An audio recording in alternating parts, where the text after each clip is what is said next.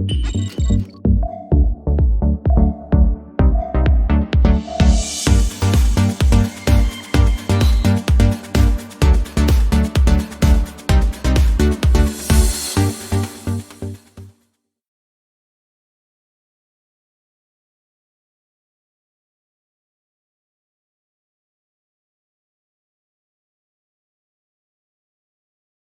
we can start. So welcome everyone. Thank you for joining us today. I would like to acknowledge the presence of our Head of Studies, Dr. Ramesh and Dr. Reshma, our faculty and staff in the Business Department, and distinguished guests from the industry. Today we are presenting Bridging the Gap Between Academia and Industry. On behalf of the Staff Development Committee of the Business Department, it is an honor for me to welcome Dr. Abed Baidas, Founder, Group Chairman and CEO, Identity Branding Forum. Just a little housekeeping before we get started. If you have any questions during the presentation, please type them in the chat box. I'll bring them up after the presentation. A recorded version of this webinar will be available soon. Also, please mute your microphone. Now, without further ado, we will turn the time over to Mr. Nawaz to introduce our guest speaker. Mr. Nawaz, please do the honor.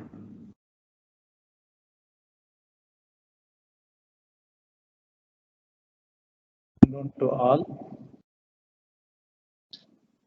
It's a pleasure to propose the welcome speech in this special occasion.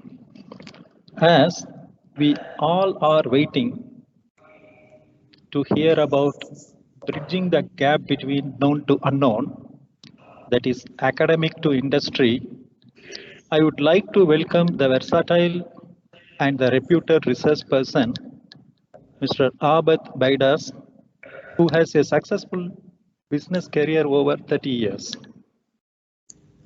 There are a lot more about him as a pioneer, as a creator, as an initiator, and as an achiever. Let me list them out, starting from heading a team of international branding experts, introducing the identity branding culture in the Arab world, combining the science of human development with the art of branding to build brand's identity. And the latest accomplishments are the launch of the Sustainable Human Development Protocol, IPEN International Professional Elite Network Club Engagement Cluster, to create recyclable opportunities and achieve sustainability, and talents of Endearment Future Transformation Platform. Moreover, Mr. Abed Baidas had initiated the Refugees Economic Initiative, Economies of Crisis, Arab Women Convention, I-Generation Initiative, and so on. Secondly, I welcome the HOD, Dr. Habiba Muhammad Said Al-Muhairi, the HOS, Dr. Ramesh Gangadharan, and Dr. Reshma Delphine Dissa, and my dear colleagues who are present to acknowledge the webinar. I welcome Mr. Abed Baidas and viewers once again to make this seminar, this session as a souvenir. Thank you. Thank you so much for the opportunity to be present among the distinguished members of your community. I would like to call it your extended community because I see a diversity of groups from around the world, which is unique today, that the technologies allows us that opportunity to happen. Let me start with sharing my screen first before I get started and lose the track.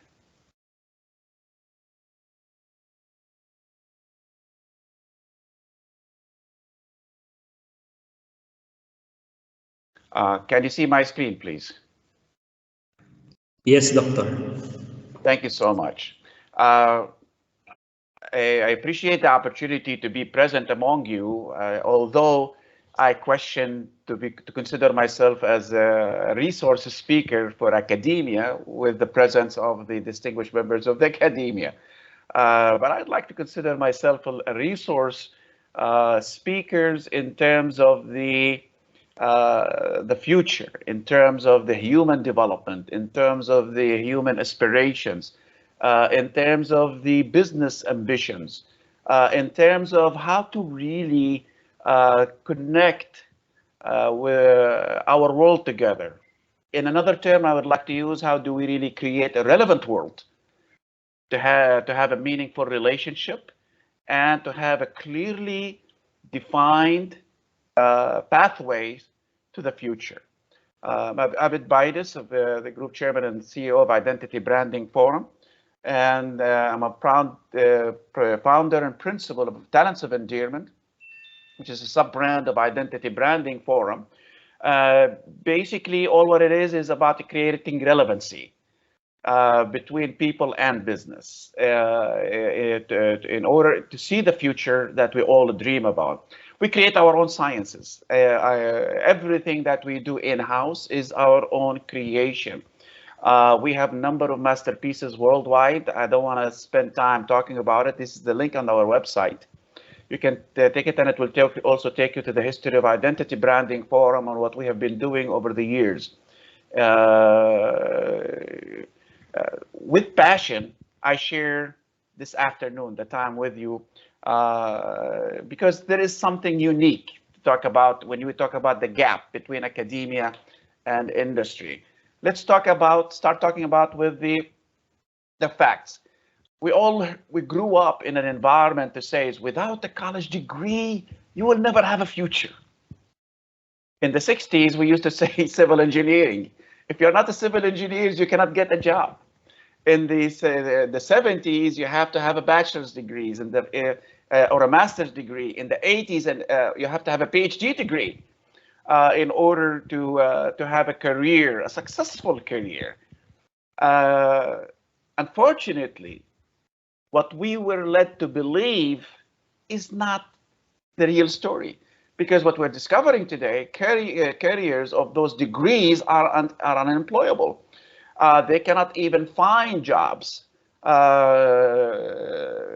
in any field, let alone in the fields that they went to school for.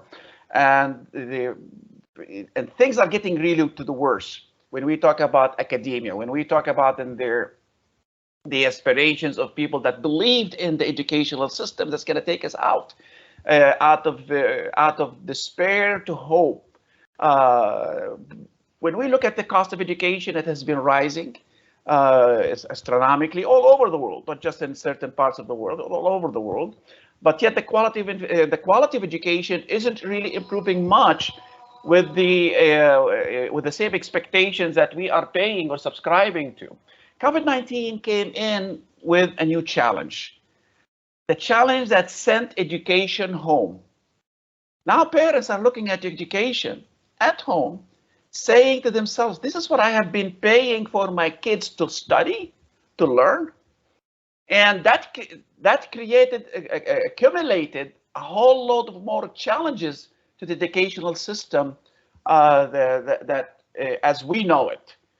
And the resistance of the same systems really to face the fact, to face the music, because the tunes that we were playing, the musical tunes that we were playing before, it's no longer the same.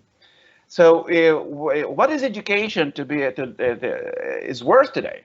And the transformation has really going faster than we are able to cope up with. Education has really been lagging behind that transformation.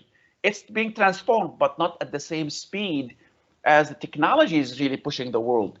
But is technology really affecting education, or there is something else that is affecting the education equality? People are not the same. Parents are not the same. Students are not the same. The new business order is not the same. Businesses are facing challenges today, which is accumulating more challenges to the current educational system that we know it. So take a look at this example for the car engine, the transportation model. We used to be driven by a coachman. To the cars, what we were able to drive ourselves. Now we have a vehicle that's self-driving the vehicle. So the carriage, the car, and the self-driving vehicles isn't what killed the coachman. It's the passengers who killed the coachman. The coachman is no longer in control. What we're discovering with that transformation is people like to be in control, in the seat. They make a decision. Who's going to drive, who is not going to drive. They want to make a decision where they want to go without the hassle of finding out who's going to make a decision, the directions they're going to take. So the whole sphere of things, transformation is different from the perspective we used to think it is. No longer education is in control of the teachers or the materials that we are using to teach the students. It is not. It is in control a whole different dimensions of it. I want you to think as a teachers or an educational, as you're the coachman, who's going to be the one that's going to shoot you down? The passengers, the students, or the business currently? And that actually make it far more complex, the problems that we are having. It's creating a whole load of challenges. Are we going to be dealing with the students from our own perspectives, or are we going to be dealing with the students from business own perspectives? But yet, how we can understand them both in a really meaningful, a clear, defined message of it. So I see that as education lost value. This is a status today. Lost connections with people, lost connections with students' career. We're no longer in control of students' careers, obviously with the rising unemployment. We lost business opportunities, funding of businesses, the relationships with businesses as far as research and developments, and consequently lost of markets, where we are having difficulties today to even retain students' registrations as historically was in the past. So what we really need to look at is we are at the defining intersection pathway. And this is how I see it. An intersection is actually decide the pathway that we're going to take a person, but it's not by the programs or the tools we use in teaching students or building up servicing businesses, but it's actually defined by the opportunities we can help others develop to define their future. That's how I see the opportunities in education. That's how I see creating intersections, pathways that are that makes us more competitive in the current market changes to really start speeding up or catching up to the speed of transformation that is taking place today. It is not the technology that is really causing us to transform. It's the change of people's behavior. It's the change of business appetite. The environment completely changed. So to cope up with it, we really need to start seeing things as an intersection pathway. What kind of an intersection pathway do we want to create? Whether through programs, whether through the services that we want to carry through. So what we really need to do is look at why do we need education today? Today, students can find more updated data than that one single instructor in a classroom could on the internet, Mr. Google. And they can analyze it faster than the whole department. They can have far more resources than the whole library of a school. So why do we need education? I see education is a vehicle to align students with the current business and the future markets people. If we understood that formula and figured out how to really make it work, how to make it happen, we have the whole puzzle solved. And to do it, we did a study to understand what is the business world is looking at. We did this ourselves, actually. We asked the first question is, what do you think today's business world biggest challenge? We found the new era, COVID-19 era, was picked the list. Okay. Next came in the market retention, employees motivation, employees creativity, which came number 4. Employees loyalty came number 5. And the surprising question came when we asked different question is what kind of employees do you think are preferred by business today? Surprise, what was number 4, what appeared to be number 4 on the previous list, now is number 1 on the same on this list. Creativity. Next is basically is motivation. Next is inspiration. Next is entrepreneur mindset, and the list. So we took all of these lists and put it together to look like this. So this is became the preferred qualities of future workforce. So we can understand it. Creativity was number 1, motivation, proactive, inspiring, team player, entrepreneur mindset, social. Okay, so now we have a relevant data understanding to see what kind of caliber of people do we really want to have. So now it becomes easier for us to understand what type of programs we really need to start thinking of, whether at the college level or outside of college level, or what else that we can create to fill that gap in between. So what we're looking at is to create talents of endearment, people that are able to get closer to people, emotional, social, motivational, to be able to come up with the new ideas and entrepreneur mindsets, to create solutions and new solutions that are relevant to the market. So to do all of this, we created what we call talents of endearment. And talents of endearment basically is it's a smart platform. It's a smart platform that adds smart to intelligent. Okay, smart, intelligent. It is how I learn, how good I can do to build things. Smart means what else I can do with this thing that I learned over the years. So talents of endearment basically is, in simple terms, is a bundled crowdsourcing and collaborative innovation that bring people together. High schools, college students, graduates, professionals, business from around the world to crowdsource fresh ideas and out of the box, and in order to build a relevant world, to have a meaningful. This is in brief our talents of endearment. But the question is, well, why do we do it, and how are we going to be doing it? Simple. Instead, in college, in education, we focus on how to do the next thing right, right?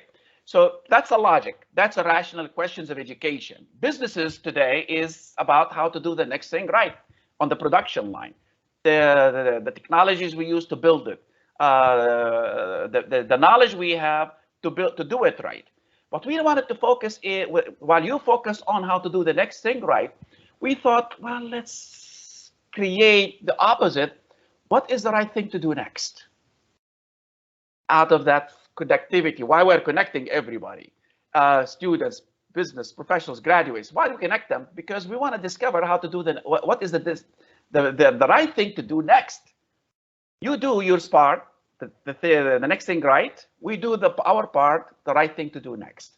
So think of it whether it's us or you, but this is the mentality of transformation. So instead of focusing on having one standard for all, we want to create, we moved it out to allowing the whole create their own standard to accomplish the same thing, climb up the tree. Okay, so instead of having be mesmerized by the exam, the standards, the books, and everything else, allow everybody to figure out what they really want to do. That's the creativity. That's a source of creativity. So what we've done, we start looking at now, instead of allowing people to figure out their standard, to do the things, to figure out how they want to do it, to accomplish the things you want to do, we need an unbiased out-of-box ideas, which means I don't need textbook standards. I don't need standard tools to use. Open free play field for everybody to play, to accomplish the one thing that I have for them, the question that we create for them. So what we have done is we'll start looking at the world of curiosity. Okay, remember when we were kids? You remember when you were a kid? We always wondered with things. We always loved to touch things. See an egg on the shelves, touch it. We like to discover what's inside it, start breaking things apart. That's okay. That's nature. That's a world of curiosity. Discover things and learn really how to take it apart, to learn how to put it back together again. Give anything to a kid, they will perfectly take something apart and put it back again as perfect as possible, and then share that learning experience. So we started looking at this model in the methodologies of talents of endearment, creating a world that wonders, that is able to wonder, discover, learn, share of it. But who is this world? This is familiar with this picture? You see this at your house or my house? This is a curiosity generation. Okay, they love to tag things. We used to see this scene being awkward in your lifetime and mine. But this is the new normal. This is the generation that actually capable to create a new world order. This is the generation that is actually being driving the new changes that's taking place today. So we thought, now we have a curiosity world, Mr. Curious and Mrs. Curious. How do we really take advantage of them since they are students to create a relevant world? Now, we have curiosity world. We want to use that curiosity and make it relevant to the rest of the world, relevant to the rest of us, education or business.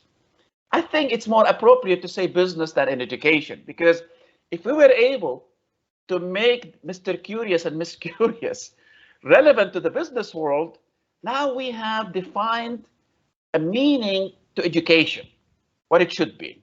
True?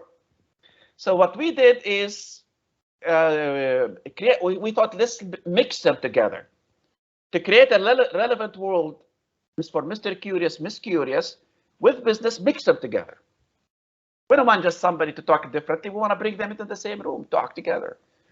Because we have a curious world mixed with the wisdom of business. But the things that what we would like to do, and allow the curious world to figure it out. Mix them together, the outcome is phenomenal. This is actually one of the models that we created in 2002 when we developed the first models of strategies for e-learning, where we created a model for students in the last 2 years to blend with the industry. And that's another session, not the purpose of this session. So what we wanted to do is we take a look at this model. Most of you probably seen it. So we have 15% of our lifetime that we go to college to learn how to develop technical skills. Businesses do the same thing. The failure of business today, the failure of students finding the right jobs or graduate finding the right jobs is because we missed the 85%. How to develop relationships, to understand what people's aspirations, convert those to opportunities and relevant solutions. And well, how do we do it then? We created our own table. You see, this table is how do we connect the 15%, which is on right side, to the 85%, which is on the left-hand side. The 15% you can add to the list whatever you want: to food, clothes, housing, health, education, transportation, communication, technologies. You can add to the list. That doesn't matter. This is what we actually produce, deliver, and sell to profit, make money, right? Now we talk about the intangible basics: the people interest, ambition, skills, talents, relationships, partnerships, facilities. These are the things, if we think about it, if we can create an impact here that may have an impact somewhere here on the things that we do, now we have 100% opportunities. Now we have what is actually going to help us sell this on the right-hand side. Makes sense? Absolutely. Because people need to see what else you can do for me. In branding, we always tell, good brands make people feel good about you for the services, the products, the things that you do, and sell them, they pay you for it. Great brands makes people feel great about themselves. Imagine when I teach the students populations, graduates, now they are capable to show people how to show them how to make people feel great about themselves. How much value we're going to add to their career? How much value we're going to add to their resumes? How much value we're going to add to their education? So, but we didn't want to stop here. Now we said, this is at one stop, focusing on one generation. How do I make it scalable? Because I want to make it sustainable model. So we created our own sustainable human development protocol. Start looking at the emphasis of the birth to 10 years, 11 to 18 years, 19 to 40 years, 41 to 65 and plus. Now I have a journey. So what we did through Talents of Endearment, we show, and this is what should education also do, is show students, graduates, people, business, how to connect to people's lifelong journey. If I figure out how to connect, and now what I'm going to do to stay engaged with people as they grow through lifetime, because when they grow, as they grow, guess what's going to happen? Their needs is going to change. Their demands is going to change. More opportunities is going to rise, right? So this lifelong journey allowed me to create a sustainable model for students to tap into business that will create a new grounds for education to happen. So our 85% conversion process became very clear for us. The system for it, how to showing how to connect to people, engage, to win their hearts. When people loves you, they will open up their ideas. They will open up to you completely for everything that they would like to do and how they would like to do it. And then to discover their aspiration, convert their aspirations to opportunities, convert those opportunities to the business solutions. Now I have a data of real-time, ground reality opportunities for business worldwide. Not only for data of real-time today, but data of potential times tomorrow through that scalable model that we designed for the business to stay connected for the worldwide. So now it's like a train. When you bring a train plus trains, loads of people coming out, going on board, sharing their loads of experiences, sharing their loads of new ideas, bringing them together for everybody to discover in that journey. So we actually compressed all of this journey.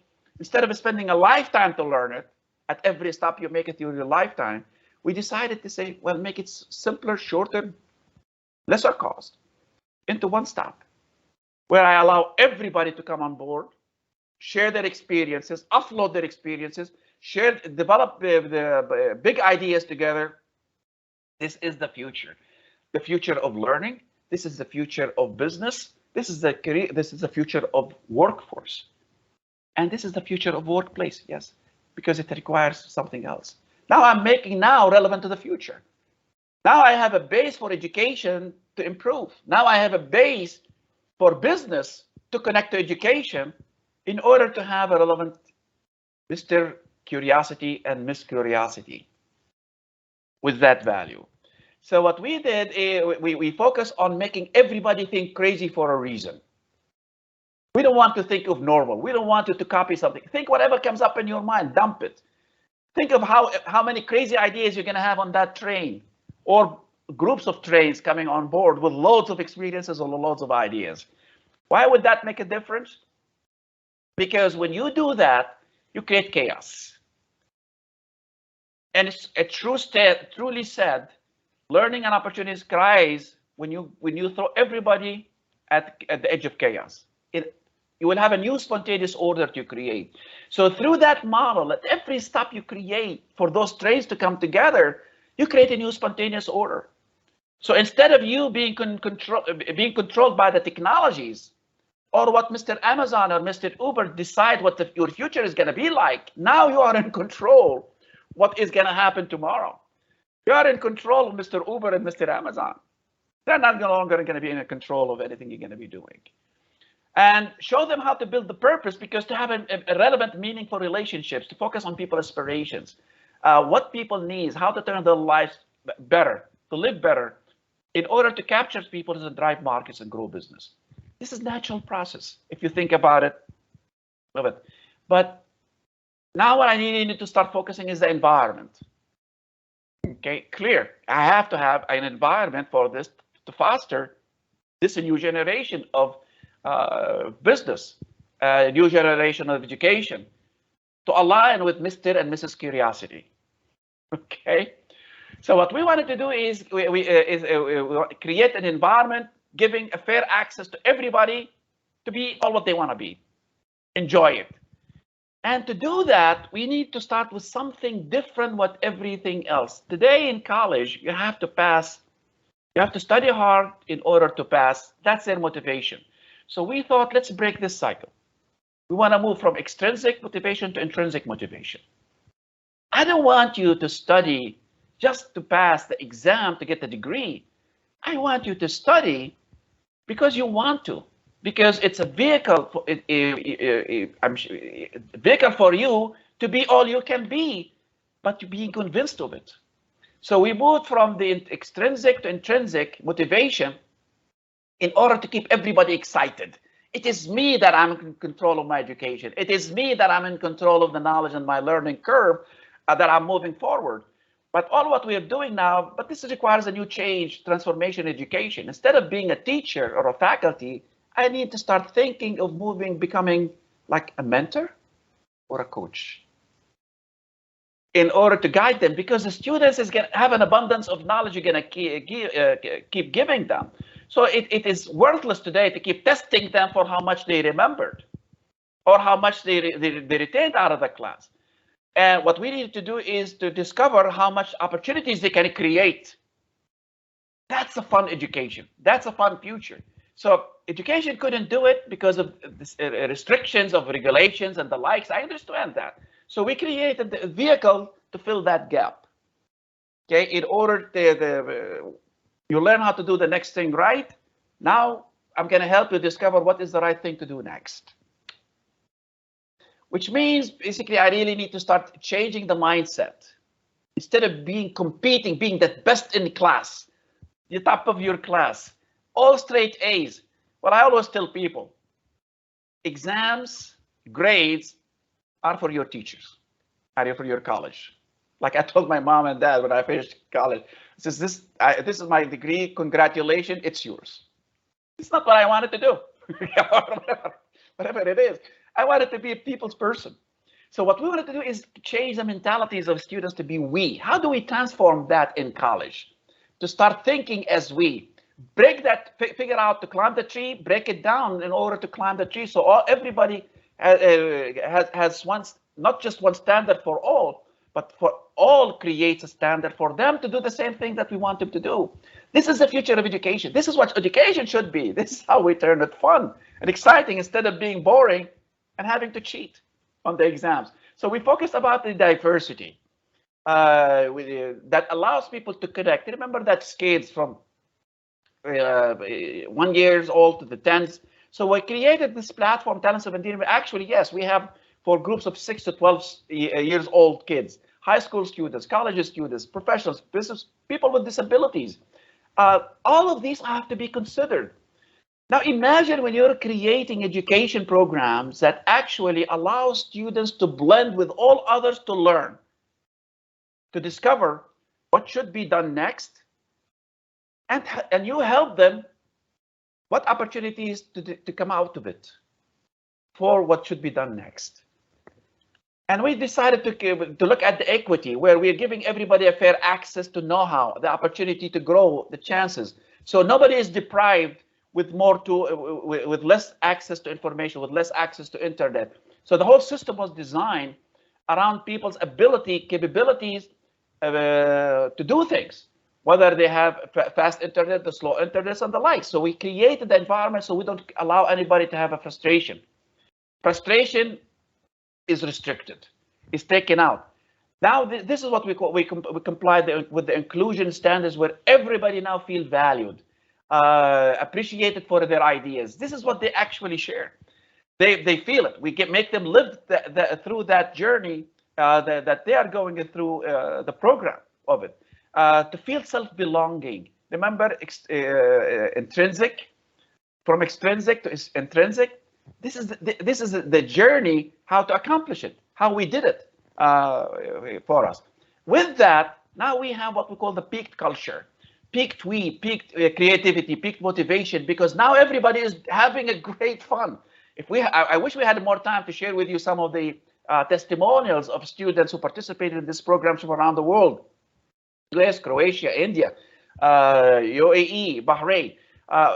Inspirations in human. Now they start supporting each other. They start racing. If somebody is down, the whole group picks up where somebody else left out. So their self-belonging, they feel a part of the organization. They feel a part of the program. They see themselves are the one who are actually creating their own knowledge. They are the one who is in control. Remember the coachman? They're the one who's in control the learning journey that they're having. They're controlling how much fun they're gonna have of it. This is the kind of the future workforce that every business is gonna look for. Every business is looking for. Because we are not giving them that, that's why they keep coming up with experience. Experience in whatever you're doing isn't enough today to get hired or to get an investor. Why? You have robots competing against you, which is another element of surprises that's coming up. So what we've done is when you bring all of this mix with this environment, just imagine the number of connections, communities you create for every single person, interconnected, intertwined with all others in the same journey, in the same train ride. How many big ideas you can have for what is the best thing to do next? How many best thing to do next you're gonna come up with? For you in his education, to have an abundance of new developments of just to try to catch up. Instead of trying to catch up with technologies, now you're trying to catch up with all the new opportunities that students and business are bringing you for education to improve. Now we have a relevant education with the future of business to happen. So we created with the first of the programs. We have several programs we've developed. It's a 33 days journey, virtual journey, that we show people how to stay self-motivated and productive, connect and engage with others, discover people's inspiration, convert them to opportunities viable, and validate them. Yes, validate them. Because when you are connected to people, now you have a chance to validate them at no cost. And we show them how to also build their ecosystem to maintain that pipeline of ideas, to maintain success. Your success isn't based on the great ideas that you started with, but on your ability to maintain it, coming up with the new ideas. And what we have done also is a 20X, which is similar to the 33 days Talents of Endearment Labs, but has an element of competition. And our aim basically is to provide to the world infinite human opportunities for business to the world by students, high school, college students, graduates. So now we're changing the rules of engagement between education and the future. Now we have a fresh pipeline. We're creating a fresh pipeline for education to stay connected to the future with constantly new ideas coming up. Yes, there is a challenge. It's called regulators, Mr. Regulators, the regulations, the old ways of doing things, the budgets to change things around. But that's why we're realizing this. Talents of Endearment became the gap filler that allows the education system to really merge to the future without additional costs or expenses to the educational system that we have today. We created an internships programs to show students how to create relevancy to their career. It's a 16 weeks journey where we create for them an open-minded environment. Through that environment, they go through the 33 days first, and then they will go through what we call build the cross-cultural experience, how to build it, how to manage it. So we have people from engineering, industrial engineering, electrical engineering, finance, marketing, media, come together. They learn how other cultures think and operate, and let them take each other's places. Now they are not only focused on the skills they studied in college, but the skills everybody else studied in college, now they are working together in the same group. In January, we are launching what we call international exchange internships with US universities and universities in the Arab world and India with the partner program universities that we have. The mentors are participants. For the participants, they are internationally experts in the fields, not academically, but in the fields, business leaders, philanthropists, different areas of calibers. What we also do is we provide participant students 3 years platform support in order to build and grow their ecosystem, to have a career community for themselves, whether they use it for their own business, if they want to have start up their own business, or their opportunities that the career that they have. What we also did is we want to give them a career support, lifetime career support. So the students in this program get a lifetime online community support. They stay in the platform.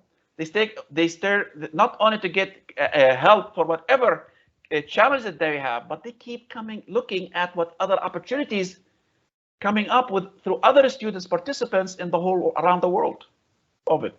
Today we have 10 universities partnerships that in 12 countries with access to over 900,000 students. Imagine the abundance of opportunities that you will bring to your students within this engagement platform. How, as long as they keep alive, they're alive, wherever they are on the planet, they're going to keep exposed to those fresh ideas, relevant ideas tested by everybody within that community that we have created. We did something else. We said, okay, we help students, we help fill the gap. We want what else we can do for them. Instead of them searching for jobs, they become eligible to enter what we call talents of endearment capability centers. From around the world, wherever they are on the planet, as long as they have an internet connection and a computer or a laptop or a smartwatch, if even, they can actually become a capabilities professionals based on the training that they received in any of those programs, providing services to companies on a project-paid basis for companies around the world. This created a huge value to business today, because instead of me hiring people around the world, now I can just tap into any of the human resources with different cultures from around the world to do the jobs on a limited basis for the projects that I'm going to have. Now we're creating professional opportunities for students now. This is what we call straight to business. And we're creating a huge value for businesses because they love this idea to test products, to validate markets, without having reducing the risk of opening markets, reducing the risk of hiring new people. And we're creating almost risk-free educational journey from college to the training to become a career professional with jobs, with projects, opportunities to be paid within this value. So this is how we transform students straight to business from college to college, from high school even. They can become also a career professional to do the things that we dream to do. Just imagine the mega possibilities for your education system. For any business with this kind of this transformation that we take them through in real time. Imagine a real-time opportunities of the future. How could that be measured? Now we can measure it. Now we can be in control of what's going to be happening next. And this is why we say the future of students is the graduates is learning how to win people's hearts. When people loves you, they will bring you home. When they bring you home, they will share with you their best of experiences, their best of aspirations, their best of dreams. And that's how you build your value. And that's what we've seen through that. And you can actually see, log into this link, events at identitybrandingforum.net/tell, to see how we actually create this. Because what we have done also through the training programs is we allow, when you subscribe, to bring your spouse, your son, daughter, as long as they are over 17 years old, your classmate, your college mate, your buddy at work, to share that experience and to expand that knowledge that you will have together. With this, I think I conclude. And now I am ready for any questions that you may have for me. Just get back here. Thank you for this opportunity. Thank you, Dr. Abed, for the profound presentation. It's really very rich. As a teacher, we know that we have to be part of the 80% conversion process. So the teacher is to connect students, engage with them, hearts, discover their aspirations, convert aspirations to relevant business opportunities and then identify. Excuse me, there is an echo in the sound. If you can just bring closer. I think it's coming from your end, sir. From my side? Yes, sir. Okay, how do I do? I mute myself? Yes, sir. Okay. So as I was saying, sir, as part of the academe, we teachers can be part of the 85% conversion process. So like teachers would be able to connect with students, engage with them to win their hearts, discover their aspirations, and convert aspirations to relevant business opportunities, and then identify and convert them to validate solutions and data of real-time ground reality converted opportunities for business world. So I think this is really a lifelong journey engagement with the students, creating a relevant world for them. So that's the time we can see that we made an impact to our students. Okay. So regarding the curiosity world also, I would like just to share the experience last night when Facebook, WhatsApp, Instagram, and all the social media applications went down, and everybody was like, it's like an apocalypse already. So our students are having trouble contacting with us. These are just, they are very curious what's happening around their world. So bridging the gap between industry and academia, we can say really that there is a big mismatch. What we are teaching to the students is like there is a mismatch with what the industry would really want. So clearly, that is a problem. So back in the day when I was in my high school, there is a strong demand for healthcare professionals. So imagine that was during 1990s. And then all my classmates took these healthcare professional courses.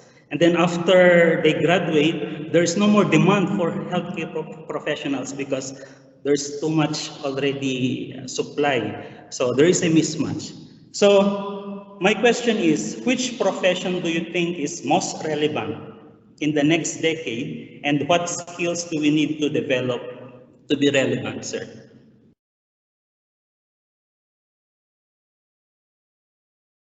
Sir, you can unmute again yourself, sir. Okay, I'm sorry. There is nothing called what is the best profession. Okay, my son in the US went for advertising psychology in order to understand basically is how to tap into people's hearts through the campaigns that they create. I moved my career to become more involved in branding to focus on human development. I see value in the marketing sphere. I see value in the human development, psychology. There is a big future in that, trying to understand the way the minds functions. With everybody now is talking about the contextual intelligence, emotional intelligence, social intelligence, cognitive intelligence, everything intelligence. And what we really need to do is really to start focusing on bringing psychology into to everything, to understand better how people, the future is going to be functioning wide. So there is no secret recipe in terms of what career that should be the focus. What we really need to do is allow early on, allow students really to discover that journey. That what we need to decide instead of focusing on what kind of skills degree programs we're going to produce, we're going to start focusing on the opportunities arena that we're going to be involved in. Are we going to be more focused on towards financial industries, industrial manufacturing? Are we going to be focusing on to, for example, trade, international trade, law? Where are the opportunities of the future to create the program? So now education is relevant to opportunities, not a specific career that we have. Through that, you will have those different verticals to come up with. It's hard because everybody has their own, every student, every person has their own ways of seeing things. Their ambition is defined not by the degree programs that you have, but rather by the opportunities you can help them develop for themselves. So I couldn't answer that question with any specificity because it's unfair. I could be biased towards one, but I would, if you ask me to nominate a few, I would say marketing psychology. I would say advertisement. I would say branding that is missing big times in colleges. And we have what we call international branding certification. We're the only ones in the world that offers it today, licensed to a number of universities worldwide to be taught 11 courses program, because it's missing in how to allow people really align themselves with the market. That's where I see technologies is just important. But remember, technologies is only a tool that's available today, but those tools changes. They might be obsolete tomorrow. Okay, the phone system, the smartphones isn't a new technology. It's not a new technology. It's only an innovation for something that was created years ago by Mr. Bell, the original phone that we started with. The smart WhatsApp and text messaging isn't a new creation. Actually, we don't have in the past 100 years another creator, another inventor like Einstein, Newton. We don't. And all what we're working, improving on the things that they discovered and developed. How do we get to the points where we have students that discover new things? And research is we really need to focus, and we're not really focused much on that in education in the Arab world. I hope I answered that question. I know I was vague, but that's as honestly as I can be with that answer. Yeah, very well said, sir. So we can also say that we are our own brand. So the technical knowledge, skills, expertise, the kind of service that we put on is our brand itself. So we are projecting this brand to our employers and future employers. I would like also to ask our attendees, if you have some questions, you can just please unmute yourself and then you can just speak freely.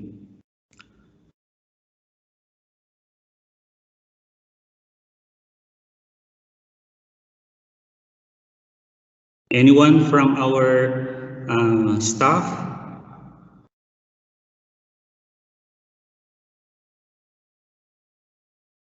Do you have any questions, Dr. Anil?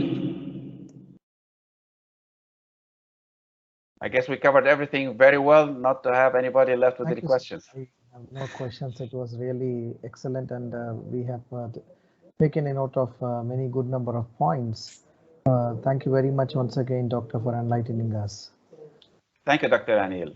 And we look forward to collaborate with your college into how to bring this rich experience like we are doing today. In summer one, this past summer one, we were the largest work placement training provider in the whole UAE. And just for one college to show technologies allows us really the sphere to do things as big, as fast as we want to, and as much as we want to. Only what we're going to do with it. So that's the type of a future that is needed all over the world. Thank you. So it looks like we have covered all of our concerns of our teachers and staff. So at this point, may I call on Dr. Ramesh to give us the closing remarks. Dr. Ramesh, sir. Good afternoon, everyone. Good afternoon. It gives me immense pleasure to propose vote of thanks to our guest, Dr. Abed, for enlightening us in delivering talk in the area of bridging gap between academy and industry. He has really enlightened us in many areas on how to bridge the gap. What we offer today and what the student actually has and what the industry or the business expects from them for the future, he has given a clear picture for us. What we need to do next and what is the right thing to do next, he elaborately explained it. Similarly, by using Mr. and Miss Curiosity, That example also attracted us, and really we love to hear about it, sir. You shared your knowledge, your experience. Apart from that, you also shared your experiment with us on what is expected by the employer and business world today. This will help us to understand and mold from our side as a teacher or as an institution to bridge the gap in what we offer to the business society. It was really a wonderful session. We hope to continue our association with you, and in future also we may have such kind of workshop. I take this opportunity to thank the organizer also from our department. Thank you very much, sir, for sparing your time and Thank you. Sharing your views. Thank you. Thank you, one and all. Thank you, Dr. Ramesh, and I appreciate the opportunity that I was afforded to speak to you today, to be with you today. I hope everybody is safe with the storm that just passed away. And we live in a closed world, in an environment. We get tested today with technology, what happened to us when everything was closed. But this is a golden opportunity for me to be with you today. Thank you. Thank you very much, sir.